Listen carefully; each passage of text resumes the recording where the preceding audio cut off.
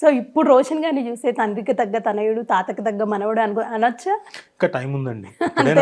అప్పుడే అంటే first డెబ్యూతో impression మారిపోతుంది కదా. ఇంప్రెషన్ కొట్టాడు, సమస్య లేదు. 100% he has performed well. He has made his mark. So ఇంకా టైం ఉంది, అంతే. Still lot of miles to go. అంటే ఇప్పుడు ఈ యాక్టింగ్ చూసిన తర్వాత పర్టికులర్గా మీకు అనిపించిందా ఏ టైప్ ఆఫ్ మూవీస్ తనకి ఇంకా బాగుంటాయి, ఎలాంటి స్టోరీస్ మనం సెలెక్ట్ చేయొచ్చు అని ఒక ఆలోచన ఏమైనా వచ్చిందా? He should do each and every kind of subject అండి. ఓకే. నాట్ ఓన్లీ ఇది మాత్రమే అని కాదు, he has to do variations. Okay. చేయగలిగితేనే నటుడు. Yes. And I'm sure he can do it. ఎందుకంటే యూఎస్కి వెళ్ళిన తర్వాత లీ స్ట్రాస్బర్గ్ ఇన్స్టిట్యూట్లో ఎప్పుడైతే ఇక్కడ నేర్చుకున్నాడు, వాడి థాట్ ప్రాసెస్ కూడా నేను డిఫరెంట్ కైండ్ ఆఫ్ జానర్ చేస్తాను అని మొదలుపెట్టాడు. నేనంటాను అలా కాదురా, కొన్ని మామూలుగా ఉండేవి చేయాలి, అంటే జనాలకు అర్థమయ్యేవి చేసి ఆ తర్వాత నువ్వు కొంచెం డిఫరెంట్ కైండ్ జానర్స్ ఉన్నా చేయొచ్చు, కొంచెం మరీ అవేగా వెళ్ళిపోకూడదు అని నేను చెప్తూ ఉంటాను. So he's definitely capable of doing every kind of genre. So ఈ మూవీ చూసిన తర్వాత మీకు వచ్చిన అభిప్రాయం అది, అంటే మూవీ చూస్తున్నప్పుడు ఒక సిచ్యువేషన్ ఉంది, అంటే ఒక బోల్డ్గా బైక్ డ్రైవ్ చేస్తూ వెళ్తూ ఉండడం అనేది, ఆ సీన్ ఏదైతే ఉందో తను ఈ సీన్ చేయగలడు, చేస్తాడు అన్న నమ్మకం మీకు ఉండిందా అప్పుడు? నాకు మొదటి నుంచి ఉందండి. అంతే. ఎందుకంటే ఇప్పుడు కాదు వాడు యాక్ట్ చేసింది, చిన్నప్పుడు యాక్ట్ చేశాడు, తర్వాత నిర్మలా కాన్వెంట్ చేశాడు, ఆ తర్వాత వెబ్ సిరీస్ ఒకటి చేశాడు. సో అవన్నీ చూడలేదు నేను. కాకపోతే ఈ ట్రైనింగ్ కొంచెం ఫార్మల్ ట్రైనింగ్ కొంచెం జరిగింది కదా. సో జరిగిన తర్వాత న్యాచురల్గా పర్ఫామ్ చేయగలుగుతాడు అని ఒక ఇంప్రెషన్ వస్తుంది కదా. అంటే ఏ రేంజ్ వరకు చేస్తాడు ఏంటి అని తెలియదు. మధ్య మధ్యలో వచ్చి అడిగాడు, ఏది ఎలా ఉంటే బెటర్ నాన్న, ఏంటి ఎమోషన్ ఎలా పండించాలి ఏంటని చిన్న చిన్న టిప్స్ అంతే. So he did it. అంతే. ఎస్.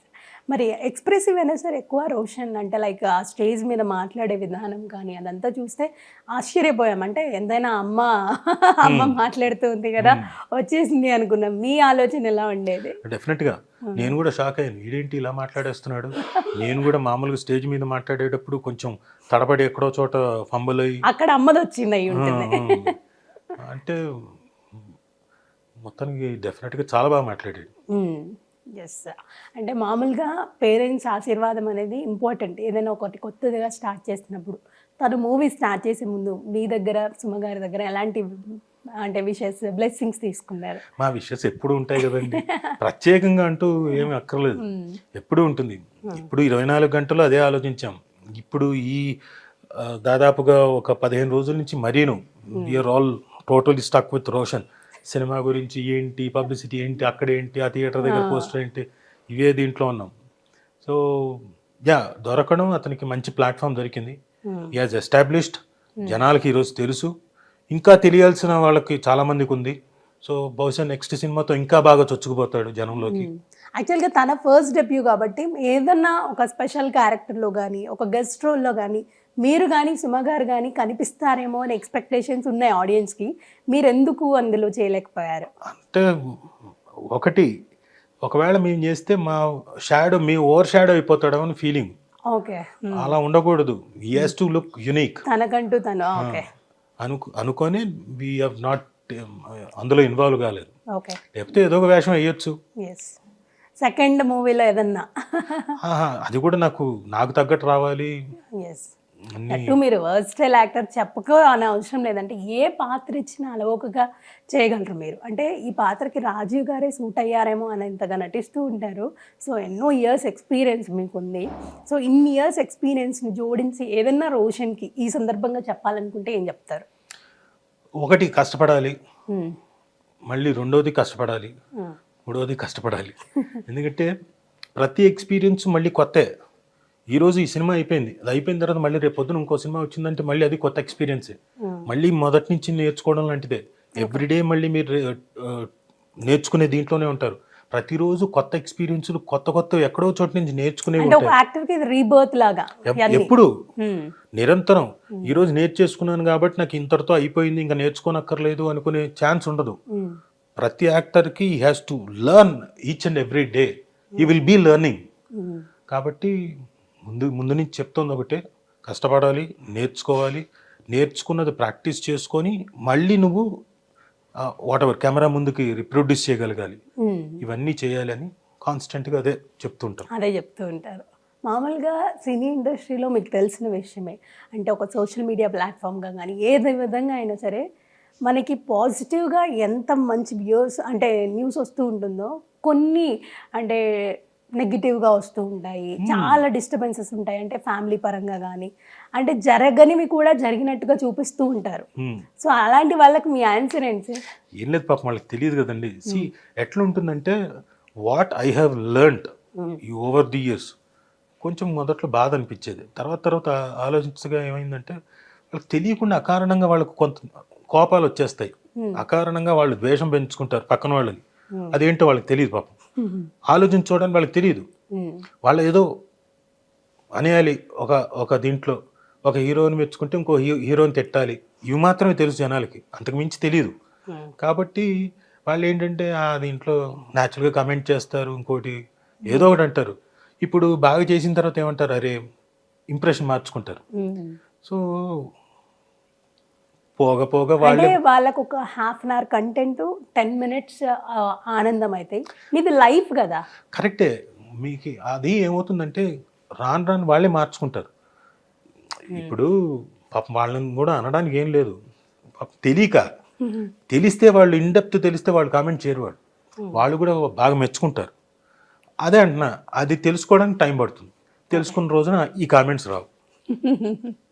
అంతే, అంటే ఇంత పాజిటివ్గా కూడా తీసుకుంటారా అనేది మీలో ఇప్పుడు నేను చూస్తున్నాను. అంటే నేను తీసుకునేవాడిని కాదు, నా గురించి రాస్తే నాకు అస్సలు ప్రాబ్లం లేదు, ఫ్యామిలీని ఇంక్లూడ్ చేయడం, నా గురించి రాస్తాం. ఎందుకంటే చాలా చూసేసాం, వస్తాయి అవే కామెంట్లు వస్తాయి, మళ్ళీ వస్తాయి, ఇంకేవో వస్తాయి. కొత్తగా వచ్చిన వాళ్ళకి అంటే వాళ్ళకి ఏమీ తెలియని వాళ్ళకి they will take it deep in to their mind. డిప్రెషన్లోకి వెళ్తారు, చాలా షాకులు అయిపోతారు. ఏంటి ఫేస్ చేస్తారు, కానీ వాళ్ళని బయటికి తీసుకురావడానికి, అందులోంచి బయటికి తీసుకురావడానికి చాలా టైం పడుతుంది. So it will all create lots of, అంటే వాళ్ళ బ్రెయిన్ మీద ఒక నెగిటివ్ ఇంప్రెషన్ క్రియేట్ చేస్తుంది, అందులోంచి బయటికి తీసుకురావాలంటే చాలా కష్టం. వాళ్ళకి అంతే, వాళ్ళకి తెలియదు, వాళ్ళకి తెలియక అలా కామెంట్ చేస్తుంటారు. ఇట్ ఈస్ ఆల్ ప్రాసెస్, వచ్చేస్తారులేండి. ఎస్. సో రాజీవ్ గారికి మీరు ఇన్ని సినిమాలు చేశారు అంటే ఈ సినిమా జర్నీ గురించి చెప్పాలంటే సరిపోదు, ఒక రోజు సరిపోను అంత ఉంటుంది మీ జర్నీ. బట్ కొన్ని పాయింట్స్ మాట్లాడుకుంటే, మీరు ఇన్ని సినిమాలు చేశారు కదా, మీకు హార్ట్కి బాగా టచ్ అయిన మూవీ కానీ, ఈ మూవీ నాకు ఎప్పటికీ లైఫ్ టైం గుర్తుండిపోతుంది అనే మూవీ ఏదైనా? చాలా ఉన్నాయండి అందులో. ఇప్పుడు రాంబంటు నేను ఫస్ట్ చేసిన సినిమా, అంటే సెకండ్ సినిమా సూర్యపుత్రులు, మమ్ముట్టి గారు సుమన్ గారితో చేసింది. అది చాలా మంచి క్యారెక్టర్, బాగా పేరు వచ్చింది. అంటే ఆ వయసుకి అలా, అప్పుడు నేను హార్డ్లీ 18 years. తర్వాత రాంబంటు ఇమీడియట్ నెక్స్ట్ వెంటనే బాగా పేరు వచ్చింది, ఎవరు ఈ కుర్రాడు ఎవడు అని. కాకపోతే ఆ వయసుకి అంతే కదా, అంతకంటే రాదు.